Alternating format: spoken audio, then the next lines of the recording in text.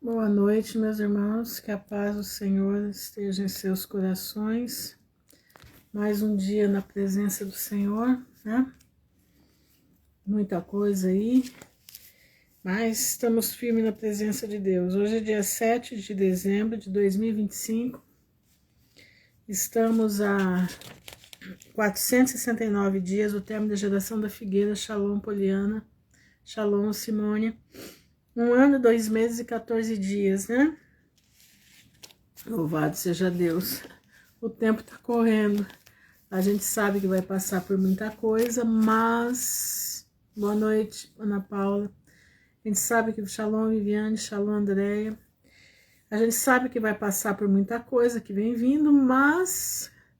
nós precisamos estar firmes. Graça e paz, Val. Boa noite, Alberto. Shalom, Leninha. Todos sejam bem-vindos em nome de Jesus. Tem muita coisa aí, eu coloquei bastante vídeos lá sobre IA, inteligência artificial. Aconselho vocês a verem. Boa noite, Aline. Graça e paz, Adriane. Shalom, Simone. Aconselho vocês entrarem lá no meu YouTube e procurar a playlist IA. Tem muita informação lá sobre a IA. Boa noite, Alexandre. Muita informação, e vou dar um conselho. Sigam aqueles canais que eu coloquei lá, tá? Shalom, Viviane, Vivi, paz, Vânia. Ali eles estão falando, né? A Vânia até pediu para eu falar sobre o que eu coloquei, porque eles estão em espanhol. Vocês podem colocar o tradutor, né? Tem o tradutor. Mas ele está dando... É o seguinte, aquele rapaz, ele faz paz do Senhor, Paula. Paz do Senhor, Marisa. Aquele rapaz, ele faz... como é que eu posso dizer? Ele conversa com a inteligência artificial, né? Mas entra e sai de novo, Paula. Ele tem, como é que diz, ele faz interrogatórios com a inteligência artificial, mas ele não faz interrogatórios para benefício próprio, né? Ele faz para conhecimento, para poder alertar as pessoas. Eu já não faria isso, eu particularmente não. Por quê? Porque aquele negócio ali é viciante e é perigoso. Então eu não quero saber desse negócio, mas esse pessoal faz, esses meninos fazem. E eu não desaprovo totalmente, não, pelo seguinte, porque eles estão trazendo coisas que nós não conhecemos. Eles estão trazendo o perigo da inteligência artificial.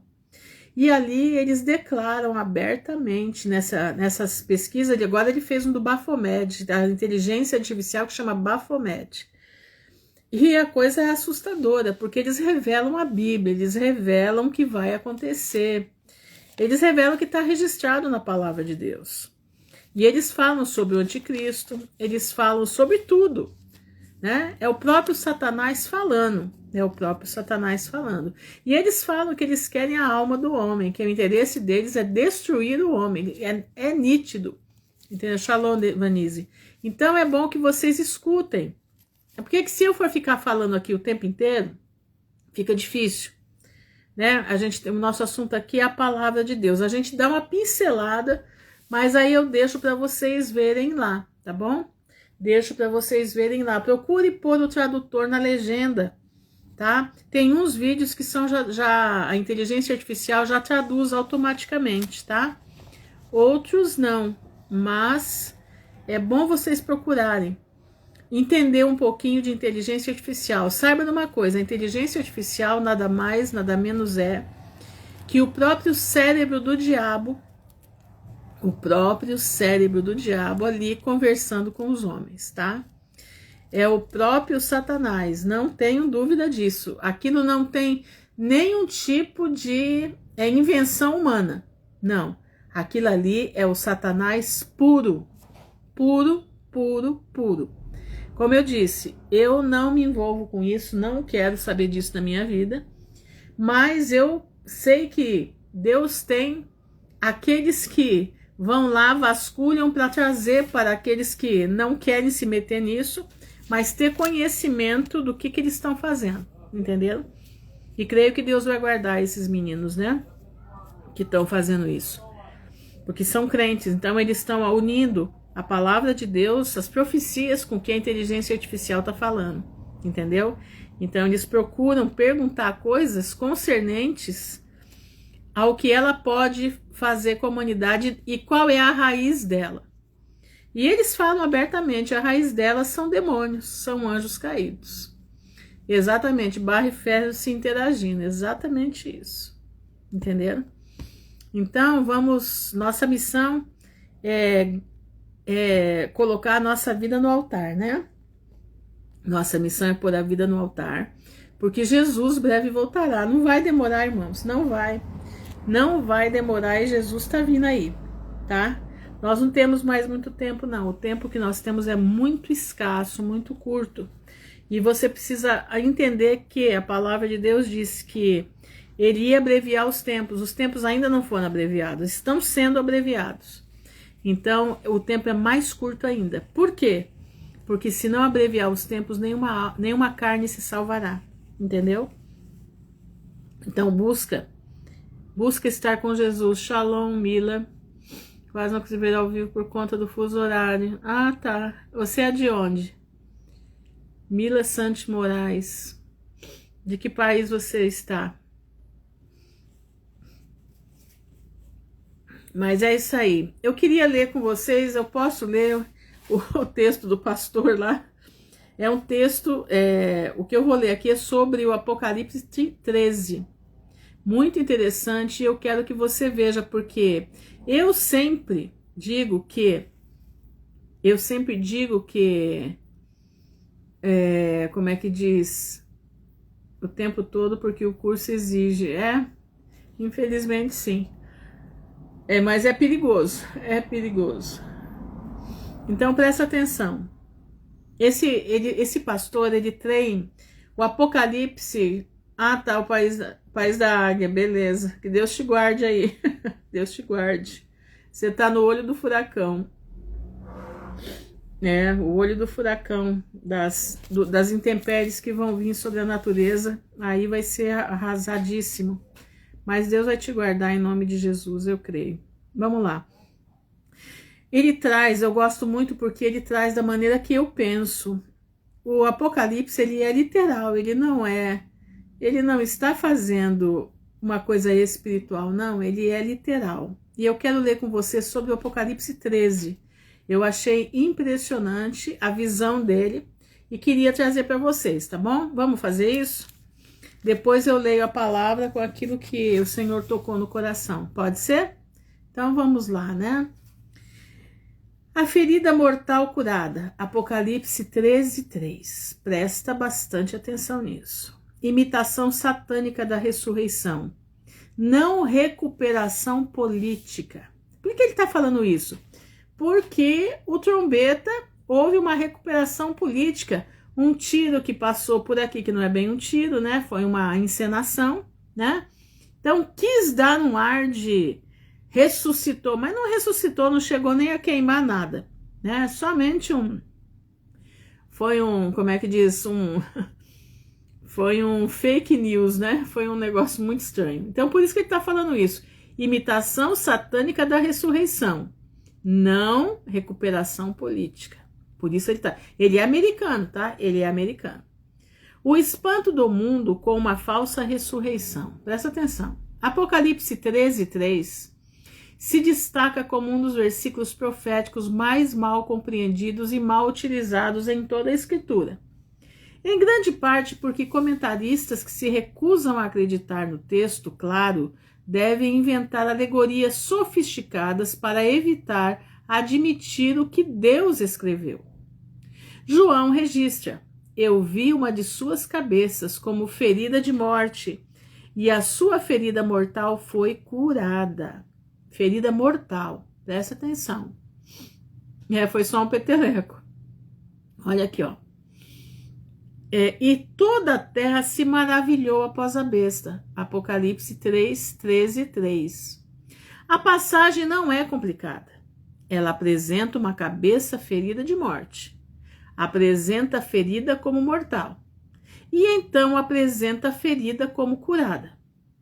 Nenhuma quantidade de ginástica teológica pode transformar isso em uma mera complicação política ou uma recessão econômica seguindo de recuperação. O texto descreve uma restauração de vida sobrenatural, publicamente visível e testemunhada globalmente. Uma falsificação satânica da ressurreição de Jesus Cristo. Boa noite, Eliane. O espanto do mundo prova o ponto. João diz: toda a terra se maravilhou após a besta. O que significa que o evento choca a humanidade para uma admiração e uma lealdade temerosa. Uma recuperação política não produz adoração universal. Presta atenção, ó. Uma recuperação política não produz a adoração universal. Um ditador recuperando popularidade não faz a humanidade cair prostrada diante dele em devoção religiosa. Um império ferido, lentamente reconstruído, não comanda o assombro que o Apocalipse descreve. O mundo assistiu nações cair e se erguerem incontáveis vezes. Impérios colapsam e ressurgem, mas ninguém sai por aí os adorando por causa disso. No entanto, Apocalipse 13 mostra um evento tão extraordinário que o planeta inteiro se une atrás da besta como uma figura divina. Isso não é economia. Isso não é diplomacia. Isso não é reforma estrutural. Isso é pseudo-ressurreição satânica, encenada para o engano global. A imitação é intencional. Shalom, Patrícia. Satanás desejou desde o início duplicar, perverter ou desafiar tudo que Deus já fez. Sua rebelião em Isaías 14 começa com as palavras: sereis semelhante ao Altíssimo, está em Isaías 14:14.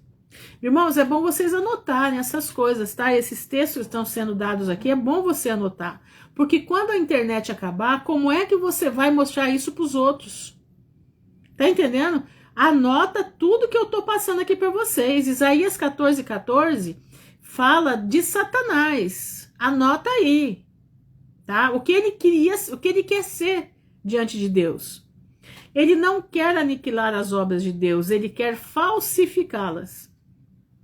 Ele não aspira a destruir o conceito de divindade. Ele quer substituir a divindade por si mesmo. Portanto, o diabo não pode produzir uma encarnação a menos que primeiro produza uma imitação da ressurreição para legitimar seu vaso escolhido. Olha isso, ó. Vou ler de novo.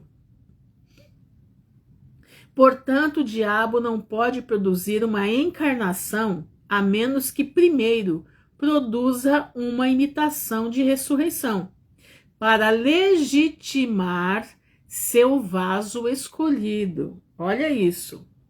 Essa é a base teológica de Apocalipse 13:3. A besta deve parecer morrer, e ressurgir para que o mundo acredite que ele é o verdadeiro Messias. Satanás sabe que a humanidade adora poder, adora espetáculo, adora milagres. Não a verdade. Eles gostam de tudo, menos da verdade. Então, o diabo lhes dá um espetáculo que imita a própria pedra angular do cristianismo, a ressurreição de Cristo. O paralelo é inconfundível. Jesus Cristo morreu publicamente e ressuscitou publicamente. A besta parecerá morrer publicamente e parecerá ressuscitar publicamente. A ressurreição de Cristo validou sua reivindicação à realeza. Romanos 1:4.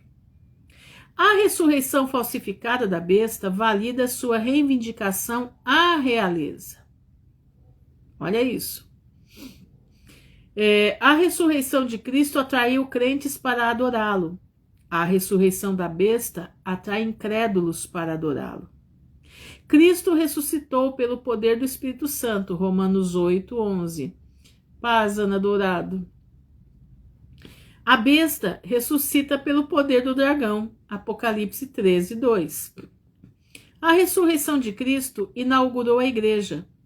A ressurreição falsificada da besta inaugura o sistema mundial satânico. Cada detalhe se encaixa na grande estratégia satânica: substituir Cristo pelo anticristo. Substituir o verdadeiro milagre por um prodígio mentiroso, segundo Tessalonicenses 2:9. Substituir o evangelho por uma religião política idolátrica. É por isso que o texto não deve ser diluído em simbolismo histórico. Aqueles que afirmam que a ferida mortal se refere à queda de Roma antiga e à cura, isso eu faço. Se refere ao surgimento da Europa moderna, estão ignorando a redação explícita. Presta atenção, olha. Eu acho, tá? Quando o Papa, né? O Papa foi tirado do poder, né? Ali foi uma ferida mortal. Mas ele está dizendo aqui, ó, que a gente não pode se ater naquilo. A gente tem que ver que isso vai acontecer. Olha aqui, ó. É por isso que o texto não deve ser diluído em simbolismo histórico. Aqueles que afirmam que a ferida mortal se refere à queda de Roma, tá? Antiga, e a cura se refere ao surgimento da Europa moderna, estão ignorando a redação explícita. Roma nunca morreu em um único momento de golpe fatal. Ela decaiu lentamente, dividiu-se, fragmentou-se, e o mundo não se maravilhou após o catolicismo medieval ou o Sacro Império Romano, no sentido que o Apocalipse descreve nenhum. Graça e paz, Andréia Medeiros. Seguindo aqui. Nenhum decreto ou tratado europeu jamais provocou espanto global ou adoração universal a um líder singular. Os reformadores frequentemente especulavam que o papado cumpriria Apocalipse 13, mas especulação não é exegese. O texto fala de um homem, uma cabeça, uma ferida, uma morte e uma cura. Não de uma burocracia, não de um declínio multicentenário, não do fluxo e refluxo gradual de um continente. A ferida é literal, a cura é literal, o engano é literal. O espanto do mundo diante desse milagre marca um ponto de virada pivotal na tribulação. A partir desse momento, a lealdade global à besta torna-se absoluta. Apocalipse 13:4 registra o clamor: quem é como a besta? Quem pode guerrear contra ela? Isso não é o tom de admiração política, é o tom de súplica religiosa. Somente uma ressurreição verdadeira ou falsa poderia evocar tal devoção. A humanidade vê o evento e conclui que a besta é invencível. Eles acreditam que ele conquistou a morte. E uma vez que se acredite que ele conquistou a morte, sua autoridade torna-se inquestionável. Essa é a estratégia satânica por trás das feridas, da ferida mortal. Desculpa. Shalom, Maria Rita. Dar ao mundo um Messias falso capaz de imitar o triunfo de Cristo. A identidade da cabeça ferida, um homem, não um império. A cabeça ferida até a morte deve ser interpretada no contexto de Apocalipse 13, onde a besta é tanto um símbolo de reino quanto uma pessoa. Ao longo das escrituras, símbolos proféticos oscilam entre entidades corporativas e governantes individuais, porque os reis incorporam seus reinos. Nabucodonosor é tanto a cabeça de ouro quanto a própria Babilônia, Daniel 2:38. O chifre pequeno em Daniel 7 representa tanto o reino final quanto o governante final. A besta funciona da mesma forma, como tanto o império quanto o imperador. Mas Apocalipse 13 foca deliberadamente no governante individual. O anticristo, não meramente no reino que ele lidera. Os pronomes pessoais dominam a paisagem. A besta que eu vi. Poder foi dado a ele. Foi dado a ele uma boca. Ele abriu sua boca em blasfêmia. Foi dado a ele fazer guerra. Isso é um governante individual, capacitado pelo ladrão, pelo dragão, não uma abstração. Quando João diz que viu uma das cabeças da besta ferida até a morte, ele não estava vendo uma humilhação nacional simbólica.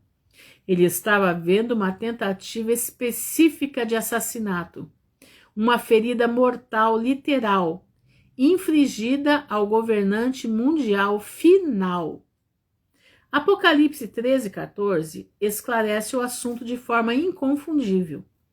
O falso profeta engana o mundo por meio daqueles milagres, dizendo àqueles que habitam na terra que façam uma imagem à besta, que tinha ferida por uma espada e viveu. Apocalipse 13:14. A ferida é por uma espada. Espadas não ferem simbolicamente nações. Elas ferem pessoas.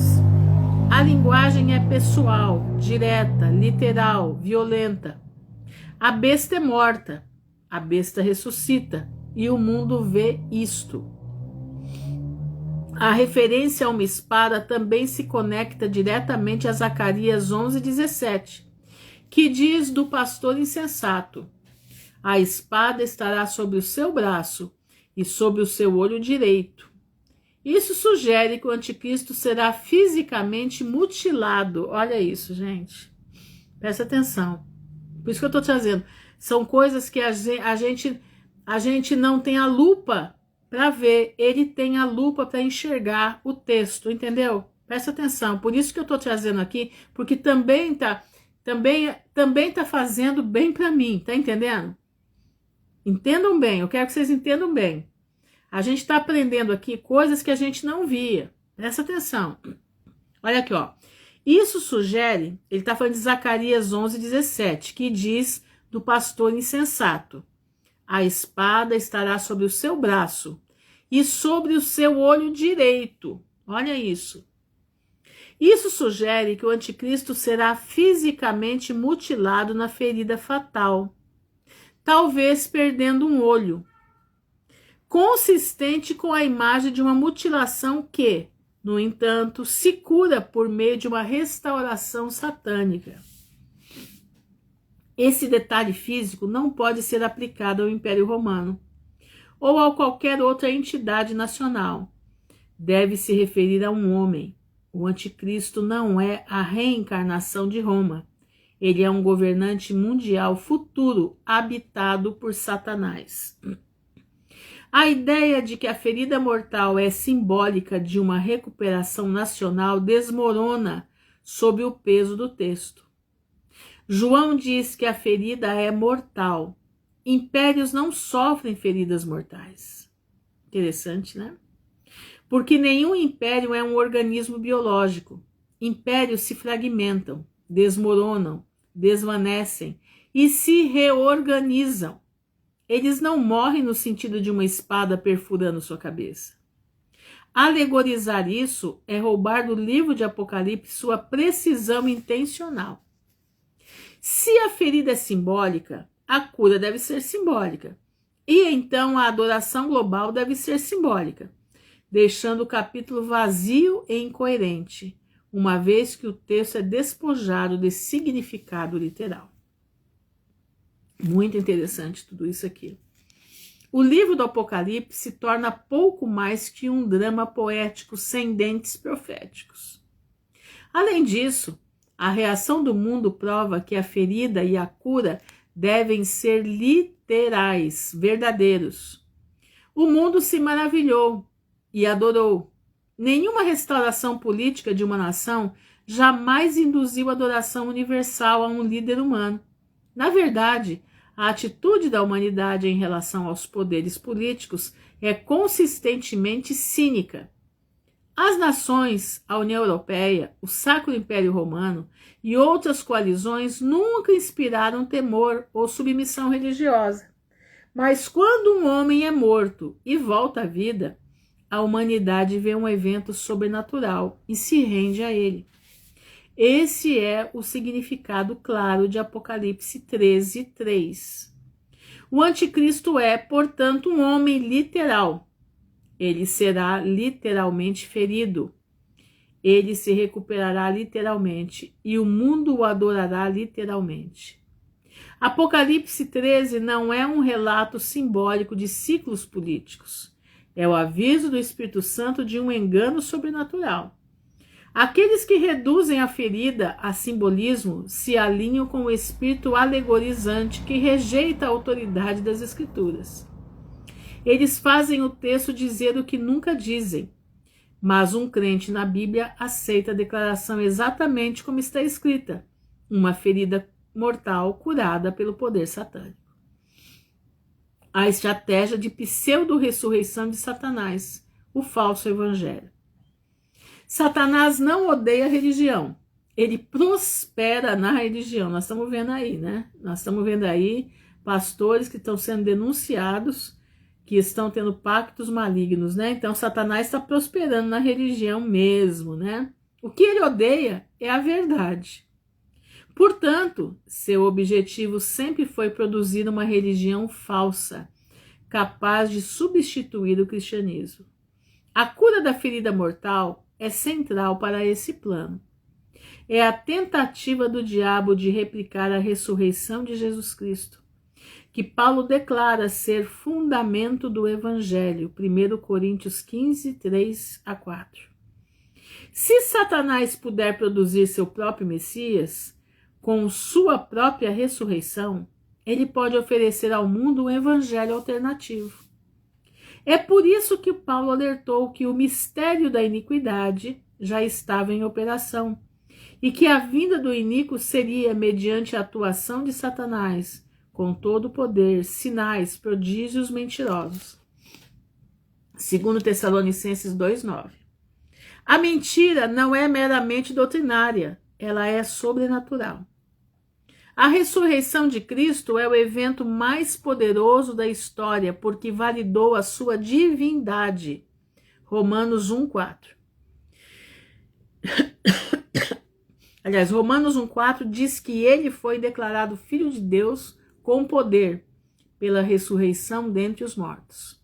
Se Satanás quer que o mundo acredite que seu homem é o verdadeiro rei, ele deve imitar essa validação. Um líder político se recuperando de uma derrota eleitoral não pode imitar a ressurreição. Ele está falando trombeta. Um império ferido se recuperando gradualmente não pode imitar a ressurreição. Apenas um homem retornando da morte aparente pode imitar esse milagre.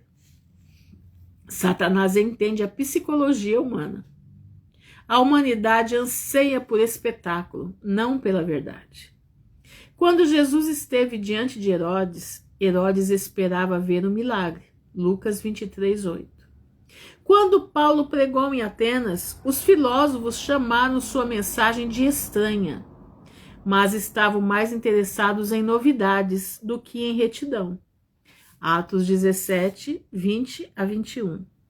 Quando Moisés realizou milagres no Egito, os magos o imitaram.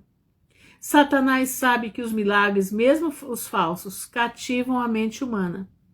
Portanto, ele orquestra um milagre em Apocalipse 13, que parece corresponder ao milagre do Calvário. A ferida mortal da besta curada torna-se o ponto central da pregação do profeta, que engana os que habitam na terra mediante aqueles milagres. Apocalipse 13, 14. O falso profeta transforma a ressurreição em propaganda. Ele a divulga, ele a arma. Ele a usa para garantir lealdade, unificar a religião global e impor adoração. A ressurreição se torna o fundamento da teologia política da besta. Satanás finalmente tem o que sempre desejou, um mundo se curvando não apenas a ele, mas o adorando por meio da pessoa da besta. Apocalipse 13, 4. O engano ganha credibilidade porque Deus o permite.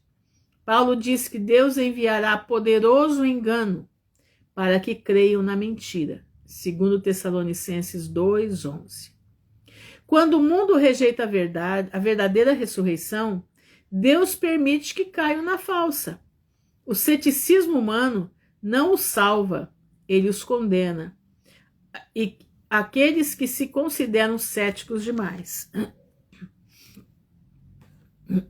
educados, científicos demais ou avançados demais para acreditar em uma ressurreição, acreditarão ansiosamente na ressurreição da besta, porque o milagre se alinha com suas esperanças políticas, o seu ódio por Jesus Cristo.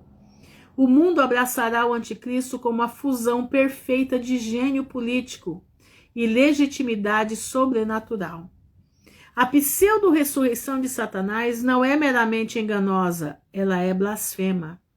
Ela zomba de Cristo, ela desafia Cristo, ela imita Cristo, ela rouba a honra de Cristo. A ferida mortal curada é a tentativa de Satanás de conquistar o Calvário por imitação. Mas a imitação expõe sua fraqueza. Ele não pode produzir vida verdadeira. Ele não pode restaurar aparência, animação, vitalidade. Mas não vida eterna. A besta ressuscita apenas para ser destruída. Sua ressurreição é temporária. A ressurreição de Cristo é eterna. O impacto global da ferida, adoração, controle e a ilusão final. A cura da ferida mortal desencadeia uma transformação religiosa global. Apocalipse 13, 4. Registra a sequência. E o adoram, e adoraram o dragão, e adoraram a besta. O mundo não fica meramente impressionado, ele se converte. A ressurreição se torna o centro de uma nova religião. A humanidade vê o evento e conclui que a besta é divina. Eles a seguem não por causa de políticas, mas por causa da imortalidade percebida. O mundo se torna uma única congregação gigantesca, submetendo-se a um ditador ressuscitado. A frase, quem é capaz de guerrear contra a besta? Demonstra o efeito psicológico do evento. Se a besta conquistou a morte, nenhum exército pode derrotá-la. Se ela comanda o sobrenatural, nenhuma colisão pode resistir a ela. Se ela retornou de uma ferida fatal, ela deve ser invencível. Shalom, Luciana. Isso se torna a justificativa por trás da submissão global. A obediência do mundo não é inicialmente coagida, ela é voluntária. Eles a admiram, eles a temem, eles a adoram, eles a proclamam invencível. Essa é a ilusão final predita por Jesus, quando ele disse que os falsos cristos surgiriam e fariam grandes sinais e prodígios, de modo que, se possível fosse, enganariam até os escolhidos. Mateus 24, 24. A cura da ferida mortal é o maior desses prodígios mentirosos. Ela produz o engano mais forte da história humana. O mundo se une sob a bandeira da besta, porque acredita que ela tem poder divino. A cura também permite que a besta imponha um controle totalitário. Após a ressurreição, o falso profeta ergue uma imagem e exige adoração. Apocalipse 13, 14 e 15. O milagre valida as ordens da besta. O mundo obedece porque acredita que a obediência é sagrada. A besta se torna uma figura religiosa. Suas ordens carregam o peso da lei divina. Aqueles que se recusam a adorar a imagem são mortos. Aqueles que se recusam a aceitar a marca são excomungados da economia global. A ressurreição se torna justificação teológica para o assassinato e tirania. A cura consolida a aliança da besta com o dragão. Pela primeira vez na história, Satanás recebe adoração aberta. A humanidade literalmente adora o diabo. A cura da ferida mortal é a ponte que conecta a lealdade política com a devoção religiosa. Sem a ressurreição, a besta é um mero ditador. Com ela é um Deus. Olha isso. Com a ressurreição, ele fica um Deus. Satanás finalmente alcança o que buscou em Isaías 14:14. Um trono acima das estrelas de Deus, mas o triunfo será de curta duração. O milagre da ferida curada também revela as profundezas da depravação humana. O mundo não adora a ressurreição de Cristo, mas adora a falsa ressurreição da besta. A humanidade prefere mentiras à verdade, o espetáculo às escrituras, engano à redenção. Jesus disse: eu vim em nome de meu Pai, e não me recebeis. Se outro vier em seu próprio nome, a esse receberão. João 5:43. Apocalipse 13 é o cumprimento dessa profecia. O mundo rejeitou Cristo ressuscitado. Ele abraça a besta ressuscitada. Esse engano global prepara a humanidade para seu confronto final com Cristo em Armagedon. Sob a ilusão de invencibilidade, a besta reúne os exércitos do mundo para... Já estou terminando, gente, já estamos na última parte.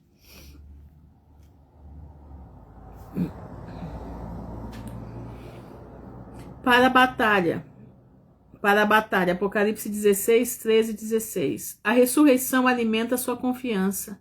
Eles acreditam que podem derrotar o Cordeiro, mas Apocalipse 19 mostra que sua arrogância leva diretamente à destruição. A besta é capturada, o falso profeta é preso. Ambos são lançados vivos no lago de fogo. Apocalipse 19 e 20.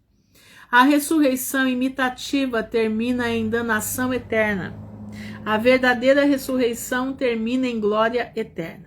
Conclusão. Shalom, a Deus toda a glória. Apocalipse 13:3 não é uma visão simbólica de instabilidade política e recuperação. É a revelação profética do maior engano de Satanás. Uma falsa ressurreição projetada para imitar a verdadeira ressurreição de Cristo. A ferida mortal curada é a obra-prima satânica que unifica o mundo sob um falso Messias. Inaugura uma religião global e prepara a humanidade para seu ato final de rebelião. A besta não é revivida pela política, ela é ressuscitada falsamente pelo dragão. Sua cura é a pedra angular do evangelho falsificado do diabo. Sua ressurreição é o teste definitivo da lealdade da humanidade. O texto significa exatamente o que diz. Um homem será ferido mortalmente. Um homem parecerá ressuscitar. Parecerá ressuscitar. O mundo o adorará. E Deus permitirá o engano, porque o mundo rejeitou a ressurreição de Cristo. Mas a imitação será exposta quando o verdadeiro rei retornar. A besta ressurge de uma ferida. Cristo ressurge do túmulo. A besta ressurge temporariamente. Cristo ressurge eternamente. A besta ressurge pelo poder do dragão. Cristo ressurge pela glória do Pai. A besta ressurge para enganar. Cristo ressurge para salvar. A besta ressurge para cair. Cristo ressurge para reinar para sempre. A ferida mortal curada é a maior mentira de Satanás, mas também é a demonstração final de Deus de que nenhum falsificado pode resistir à aparição do verdadeiro Filho de Deus. Eu achei muito interessante isso aqui porque ele traz a literalidade do texto, né? Porque a gente costuma colocar, eu falo assim, irmãos, porque a gente não conhece tudo, né? A gente conhece aquilo que nós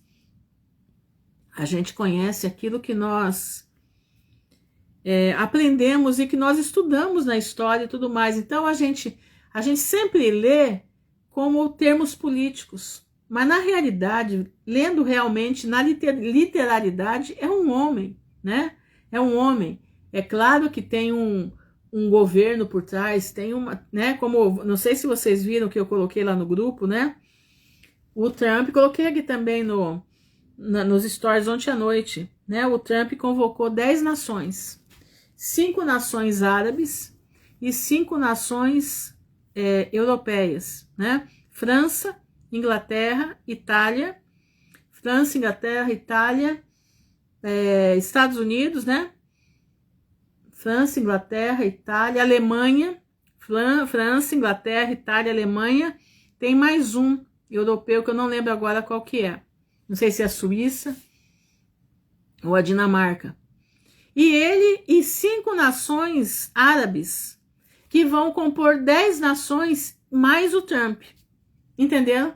Que eles vão agora, semana que vem, até o dia 12, solidificar o Tratado de Abraão, da Casa Abraâmica, né? O Tratado de Abraão. Isso deixa muito a gente alerta, deixa muito a gente antenada, né? Então, presta atenção. Isso que nós lemos aqui é uma leitura muito boa para a gente parar e pensar. Paz, Larissa. Para a gente parar e pensar. Eu estou aprendendo muito com esse pastor. Muito, muito, muito. Quem tem o X, procura ele lá no X. No YouTube, ele não fala o que ele fala no X. Então, agora amanhã ele vai lançar uma rede, aliás, 10 textos sobre um assunto, eu não lembro qual que é o assunto agora, mas muito interessante, que eu quero acompanhar esses 10 assuntos que ele está lançando. Sinto que ele é um homem de Deus, fala a Bíblia como a Bíblia é. O nome dele é Pauls com S no final, P-A-U-L-S, Corner, C-O-R-N-E, tá? Procure no Twitter ele. Você tem textos e textos e textos. É coisa maravilhosa, é muito ensinamento, é muito aprendizado. E o bom é que ele não sai da palavra. Ele não sai da palavra. Eu não sei se tem alguém. Não é T, é C. É como a Vanise colocou aqui em cima, tá?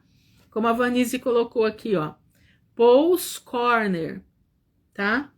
Não T. Turner não, é corner. Então é muito interessante. A gente aprende muito, irmãos. A gente não, como é que diz? A gente não aprende sozinho.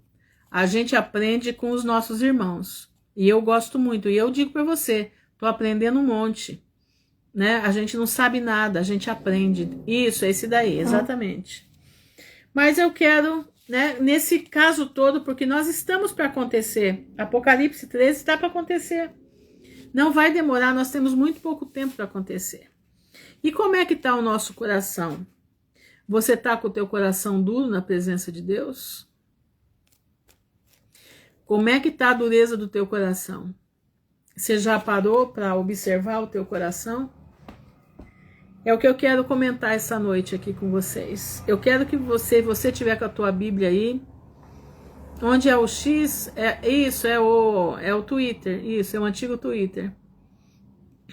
Então prestem atenção. Eu quero ler Hebreus 3 com vocês, que fala sobre o endurecer do coração.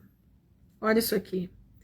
Pelo que, irmãos santos, participantes da vocação celestial, considerai a Jesus Cristo, apóstolo e sumo sacerdote da nossa confissão,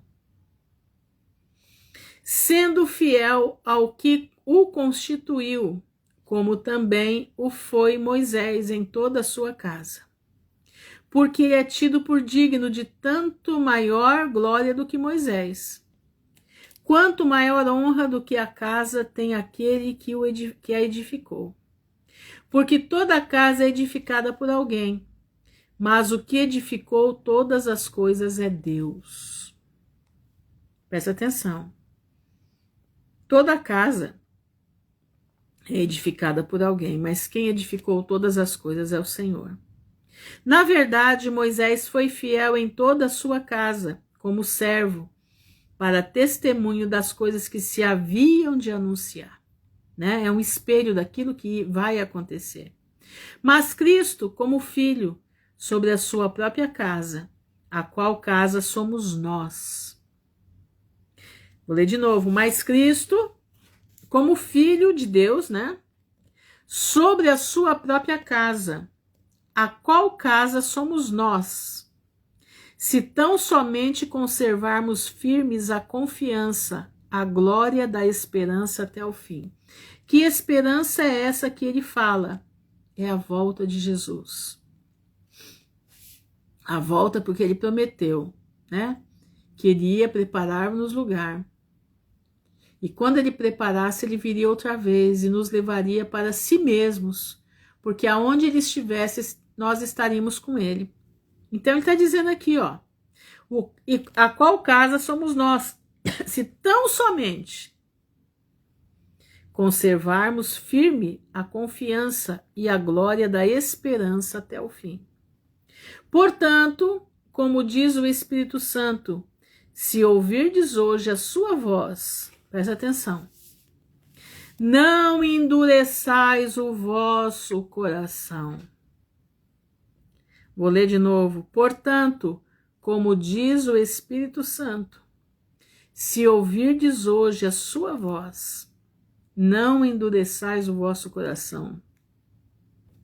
Como na provocação no dia da tentação no deserto. Lembra a provocação? Onde vossos pais me tentaram, me provaram e viram por 40 anos as minhas obras. Irmão, você quer mais do que a esse povo 40 anos enxergando Deus fazer? Eles saíram do Egito, viram o que Deus fez no Egito, as pragas que ele lançou sobre os egípcios, e nenhuma praga caiu sobre eles, nenhuma. Eles viram tudo aquilo. Eles viram a mortandade dos primogênitos. A casa deles ficou intacta. Eles presenciaram a glória de Deus. E quando chegaram perto do Mar Vermelho, que Faraó vinha atrás, eles começaram a murmurar. Por que não ficamos no Egito? Por que nós não ficamos lá? Primeiro lá nós tínhamos um lugar para morrer. As panelas do Egito começaram a bater no ouvido deles, né? Nós estamos do mesmo jeito. Pois é, 40 anos de teste. E esse povo não se converteu. Morreram no deserto, porque não sabiam da glória a Deus. 12 espias foram mandados para ver, né, Canaã. E chegaram 10 falando, não há condições, não tem condições, não tem. O Deus deles não significava nada para eles. Tudo que eles viram ficou no esquecimento. Eles viram o mar abrir, gente. Eles viram o mar abrir, eles viram o mar. A noite inteira o vento passando e o mar abrindo. Eles passaram em terra seca. Eles não molharam o pé, eles não atolaram na lama. Eles passaram para o outro lado. Quando chegou o último do outro lado, Deus deixou Faraó vir atrás. E Faraó veio. Faraó presenciou as muralhas de água. Faraó viu todos os peixes que tinham lá. Faraó viu tudo. Chegou no meio do caminho, Deus fecha o mar. Pá! Mata todo mundo. E Israel dança, celebra, porque aqueles egípcios que eles viram aquele dia nunca mais viriam. Entendeu? Chega agora, vão 40 dias, vão ficar circundando a terra para ver. Aí eles veem gigantes. Eles veem gigantes. E eles esmurecem. Somente Calebe e Josué disse, não, o nosso Deus é poderoso. Se nós passamos pelo que nós passamos, isso aí é café pequeno. Mas não. O povo já começou a amaldiçoar, o povo já começou a entrar em parafuso, a choradeira para um lado, choradeira para o outro. Nós estamos indo para Canaã celestial. Nós estamos andando rumo a Canaã. E agora? Como é que fica?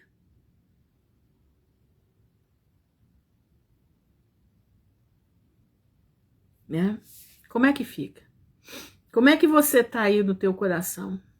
Você está como o povo de Israel? Não crendo no que Deus pode fazer? Eu fico alarmada de ver irmãos que têm medo de passar fome. Com irmãos que leem a Bíblia e não entendem nada da Bíblia. Desculpa falar, irmãos, eu tenho que falar. Como gente que lê a palavra de Deus, vê Deus operar e não confia no que o Criador vai guardar. Não confia que o Criador vai dar o alimento necessário. Não confia. Mas estão blasfemando. Não porque vão aceitar a marca da besta, porque homem que vai fazer para comer? Ô, meu irmão, pelo amor de Deus, pelo amor de Jesus Cristo. Você quer ficar? Porque no céu incrédulo não vai entrar. O incrédulo não vai entrar no reino do céu. Não adianta você estar com a Bíblia debaixo do braço, você lê a sua Bíblia e você não crê no que você tá vendo. Não adianta. Se você não tiver fé, você não vai. Se você não crê que o Deus que nós servimos é o Deus criador, provedor e protetor, você não entra no céu. Não vai ter como entrar lá. Ou eu creio, e vamos supor que você não creia. Que você não creia. Mas você nunca fale, mas eu vou ter que colocar essa coisa porque senão os meus filhos vão passar fome. Coitado de você. Coitado de você. Olha, meu irmão, se nós nesse momento não formos fortes, não nos dispusermos a ser fortes, porque forte nós não somos. Nós temos é que dar o primeiro passo, é a disposição. É a disposição em ser forte. O restante Deus vai fazer por nós. Mas nós temos que nos dispor, nós temos que professar. Nós temos que professar o Deus da palavra, como a Ana Dourado colocou, Jeová Jireh, né? Nós temos que professar o Deus da provisão. Nós temos que professar que é o Deus que vai cuidar de nós. Se você não fizer isso, meu irmão, você está perdido. Você está perdido. Olha aqui, ó. Por isso me indignei contra esta geração e disse: estes sempre erram em seu coração e não conheceram os meus caminhos. Assim jurei na minha ira que não entrarão no meu repouso. O Senhor já jurou uma vez e vai jurar de novo. Entendeu? E nós não vamos entrar no repouso se nós não tivermos fé. Se nós não tivermos fé, se eu não declarar, se eu não declarar para o mundo espiritual que eu creio no Deus da Bíblia, e que aconteça o que acontecer, como foi aqueles 3 rapazes, olha, rei, o nosso Deus pode nos livrar, mas se ele não nos livrar, a ti nós não adoraremos. Eles foram categóricos.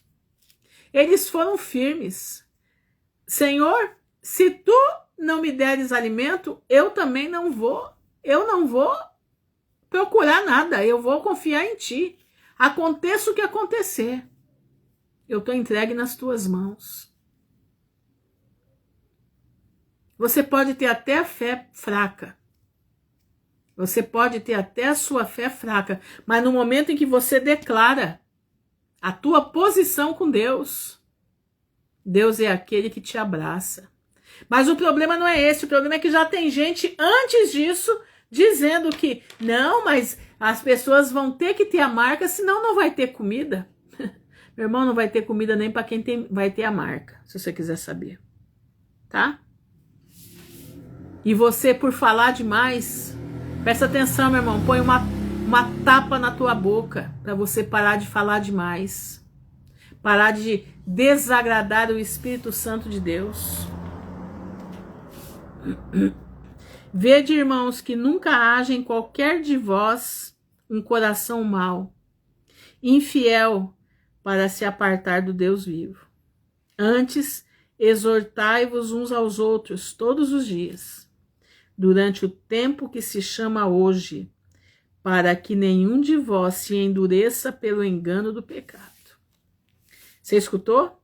Exortai-vos uns aos outros todos os dias, durante o tempo que se chama hoje, para que nenhum de vós se endureça pelo engano do pecado. Porque nós tornamos participantes de Cristo, se retivermos firmemente o princípio da nossa confiança até hoje. Enquanto se diz, hoje, se ouvirdes a sua voz, não endureça o vosso coração, como na provocação. Não provoca o Espírito Santo de Deus, não, meu irmão. Não provoca o Senhor, não. Você tem que confiar em Deus, aquele que te criou. Porque havendo alguns ouvido o provocaram, mas não todos os que saíram do Egito por meio de Moisés. Mas com quem se indignou por 40 anos? Não foi porventura com os que pecaram, cujos corpos caíram no deserto? E a quem jurou que não entrariam no seu repouso, senão os que foram desobedientes? E vemos que não puderam entrar por causa da sua incredulidade. Irmãos, é isso aqui, incrédulo. Incrédulo quer dizer falta de fé. Incredulidade. Para de professar o mal. Para de colocar na tua boca coisas que desagradam a Deus. Para de ficar falando, não, mas se não tiver comida, como que nós vamos fazer? Nós vamos ter que receber. E você vai para o inferno. É isso que vai acontecer. Ou você professa, ou você declara que você crê no Senhor Jesus, ou você vai se enterrar nesse mundo. Ou você vai para o lago de fogo e enxofre. Presta atenção. Você vai perder a tua batalha. Você vai perder. Você vai morrer na praia. Presta atenção, meu irmão. Eu estou aqui falando todo dia a mesma coisa. Eu sei que vocês já estão cansados de me ouvir. Tem gente que já nem aguenta mais. Mas eu tô te falando. Eu tô te alertando. Porque o teu coração é duro. O teu coração não acredita. O teu coração lê e não consegue entender.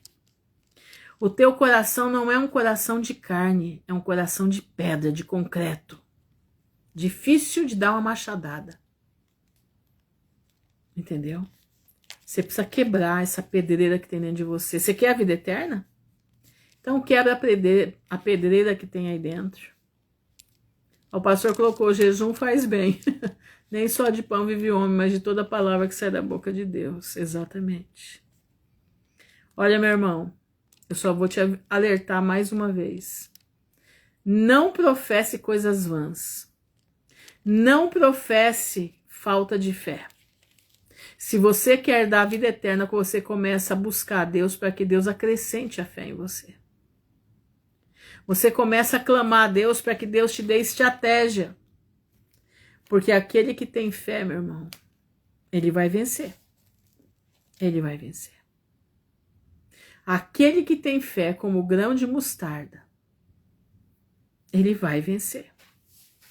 Ele vai vencer. Agora presta atenção no que você está fazendo da tua vida. Não endureça o teu coração. Tá aqui.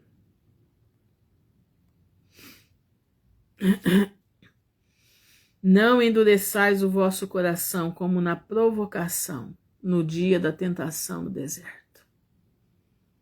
Essa é a palavra que o Senhor está mandando hoje. Boa noite, Esther.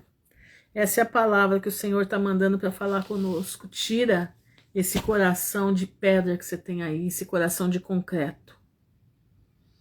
Você está parecendo Você está parecendo os jardins de concreto da Babilônia moderna.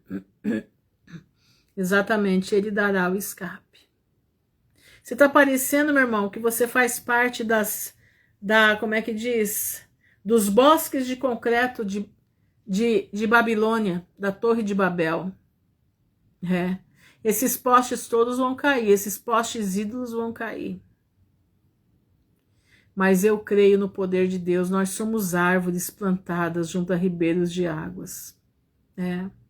Nós somos o bosque de Deus plantado junto a ribeiros de água, a qual dá o seu fruto na estação correta. Entendeu? Que fruto você vai dar?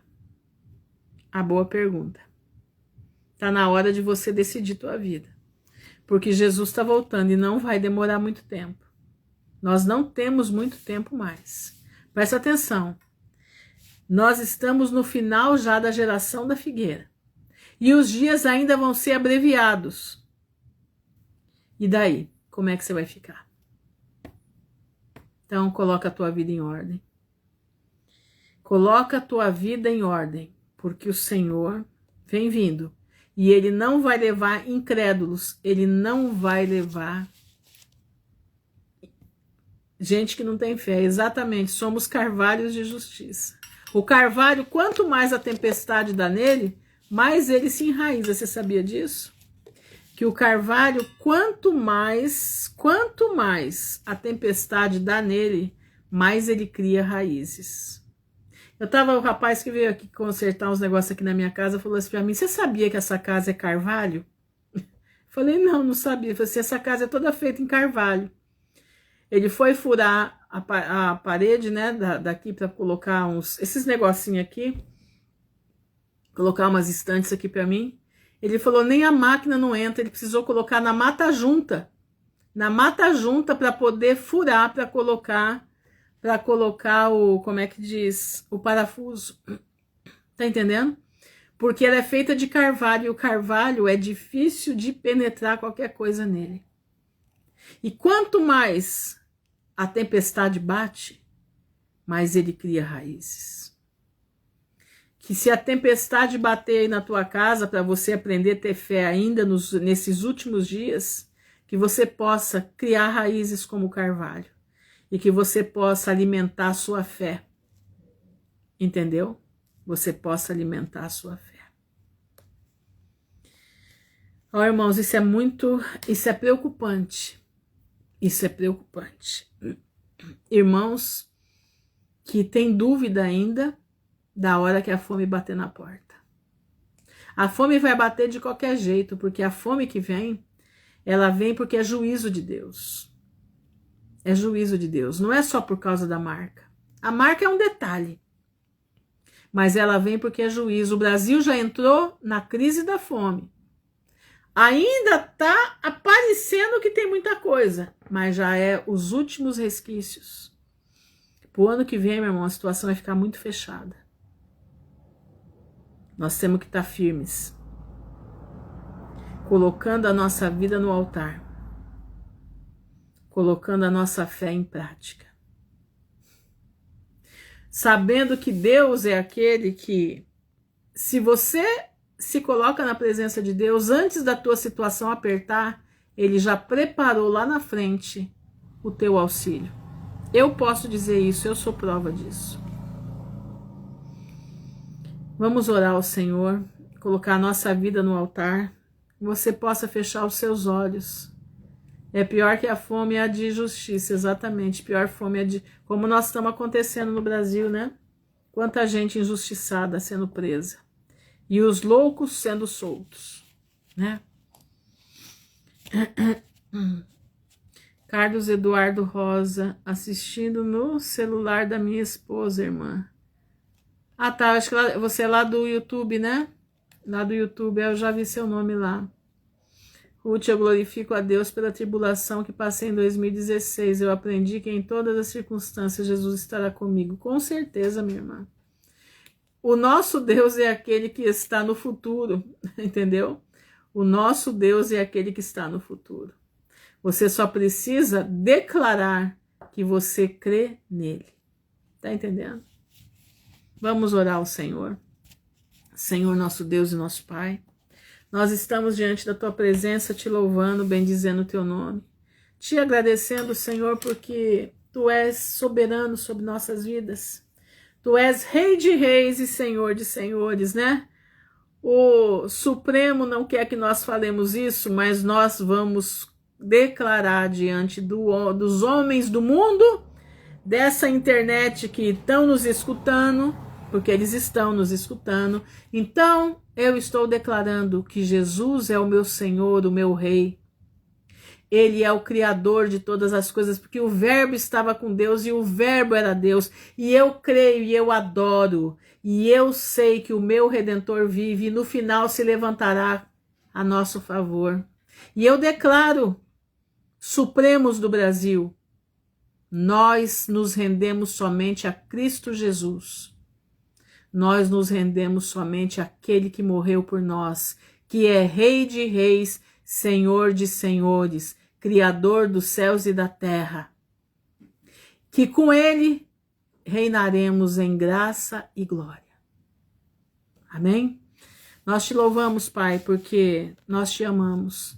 Nós te louvamos, Senhor, porque nós estamos contigo. Aconteça o que acontecer, nós sabemos que o Senhor nos dará a força e a valentia de Estevão. O Senhor nos dará a coragem de Paulo, de mesmo na masmorra escrever uma carta tão linda como ele escreveu para os filipenses. Nós te adoramos, Senhor, porque o Senhor estará conosco na clausura, o Senhor estará conosco na mata, o Senhor estará conosco aonde nós estivermos. O Senhor estará lá, nos ajudando. O Senhor estará lá nos protegendo. O Senhor estará lá nos salvando.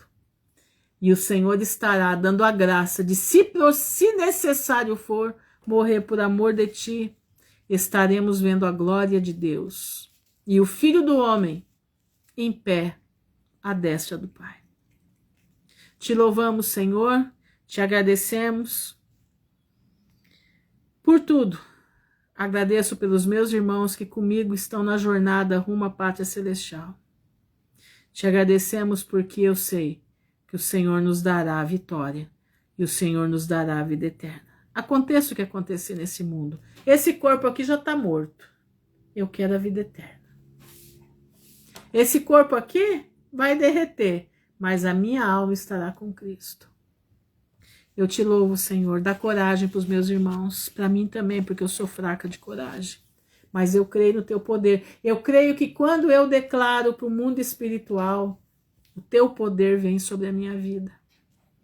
A tua mão de misericórdia e justiça desce sobre nós e nós vamos ver a glória de Deus. Te agradeço por tudo, te louvo, no nome honrado do teu Filho, Yeshua HaMashiach, Jesus Cristo de Nazaré, que vive para sempre. Amém e amém. Fiquem na gloriosa paz do Senhor, que o Pai abençoe a todos em nome de Jesus. Irmãos, não retrocedam, avancem, avancem firme. Jesus está no nosso futuro próximo. Jesus está vindo. Ele nos dará força para enfrentar o que vai acontecer. Nós veremos o céu aberto e a glória de Deus se manifestando sobre as nossas cabeças. Deus seja louvado. Amém e amém.